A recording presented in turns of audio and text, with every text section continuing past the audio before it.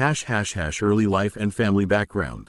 Susan L. Wiles, née Summerall, was born on May 14, 1957, in Lake City, Florida, to Pat Summerall and Catherine, née Jacobs, Summerall. Her father, Pat, was an NFL place kicker who played for the New York Giants and Chicago Cardinals before becoming a renowned broadcaster, covering 16 Super Bowls. The family moved frequently due to Pat's career, living in the Bronx, New York, Connecticut, and settling in Saddle River, New Jersey, in 1967. Pat's alcoholism strained family life, with Catherine primarily raising Wiles and her two younger brothers, Jay and Kyle. Wiles helped her father confront his addiction, notably through a letter that led him to seek treatment at the Betty Ford Clinic. Pat died in 2013 of cardiac arrest. Wiles is reportedly related to Commodore Matthew C.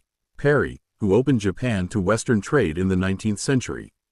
Wiles was athletic, participating in basketball, tennis, and track, and was active in Girl Scouts. She graduated from the Academy of the Holy Angels in Demarest, New Jersey, in 1975 and earned a Bachelor of Arts in English from the University of Maryland, College Park, in 1978, some sources say 1979. Early career in Washington, D.C., 1978–1984. Using her father's connections, Wiles began her political career in 1978 as a receptionist for Representative Jack Kemp, RNY, a former teammate of Pat Summerall, advancing to aide by 1979. She joined Ronald Reagan's 1980 presidential campaign as a scheduler, organizing travel and events. After Reagan's election, she worked in the White House Office of Scheduling and Advance by 1981, managing the president's itinerary, including his 1982 Europe trip. By 1984, she was personal secretary to Secretary of Labor Raymond J. Donovan. She left government that year to focus on personal life. In 1984, Wiles married Lanny Wiles, a Republican consultant and Reagan campaign staffer. They had two daughters, Caroline and Catherine, and divorced in 2017. Wiles, a private Christian, likely Episcopal, has kept personal details minimal. Florida and local politics, 1985–2009. In 1985, Wiles and her family moved to Ponte Vedra Beach, Florida. She worked for the Jacksonville Chamber of Commerce and handled PR for Democratic Mayor Jake Godbold, showing early bipartisan flexibility. After a brief hiatus for her second daughter's birth, she returned in 1988 to manage scheduling for Dan Quayle's vice presidential campaign. From 1992 to 1995, Wiles was district director for Representative Tilly Fowler, R. Florida, managing local offices. She then served in Jacksonville city government under Mayor John Delaney, 1995–2003, rising from communications director to deputy chief of staff, 1996, and becoming the city's first female chief of staff, 1997–2000. She contributed to the Better Jacksonville Plan and Preservation Project but faced criticism for controlling information flow.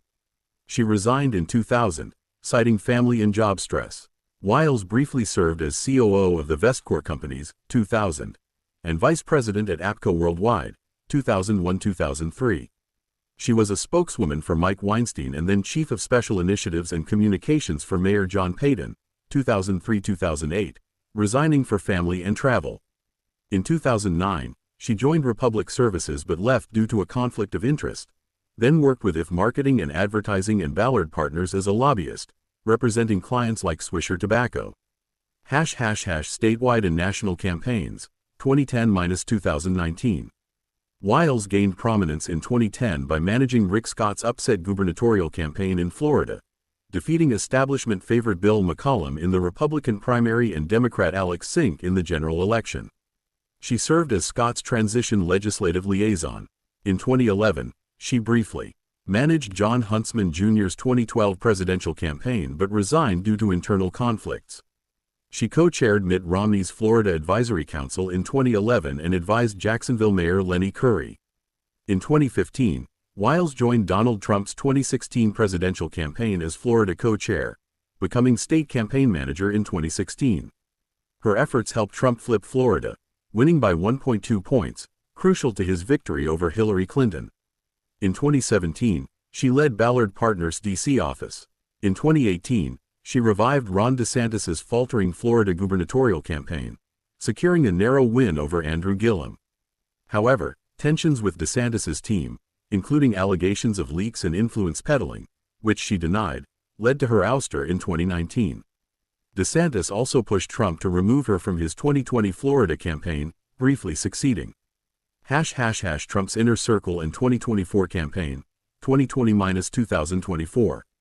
Wiles rejoined Trump's 2020 campaign as an unpaid advisor, helping secure Florida's 3.4-point win. After Trump's loss to Joe Biden, she became CEO of Save America PAC in 2021, managing fundraising, legal fees, and Trump's post-presidency activities. She advised on Supreme Court nominee Barbara Lagoa in 2020 and distanced Glenn Youngkin from Trump in his 2021 Virginia gubernatorial win. As co-campaign manager with Chris LaChivita for Trump's 2024 campaign, Wiles streamlined operations, curbed infighting, and targeted Black and Latino voters while mobilizing low-propensity voters. She publicly clashed with DeSantis, posting "Bye" on X when he exited the 2024 primary. Trump's decisive victory, flipping all swing states and winning the popular vote, was credited to her disciplined strategy. White House Chief of Staff, 2025 present. On November 7, 2024, Trump named Wiles his White House Chief of Staff, effective January 20, 2025, the first woman in the role.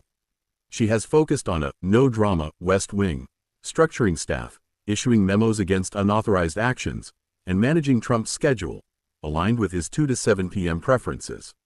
Key actions include negotiating a 2025 prisoner exchange, influencing council picks, and handling Day 1 executive orders on deportations, borders, energy, and taxes.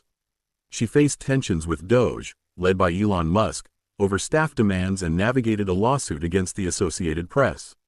Analysts praise her organizational skills but note challenges with foreign policy and figures like Musk. Trump calls her the "Ice Maiden" for her calm demeanor, and she aims to serve the full term.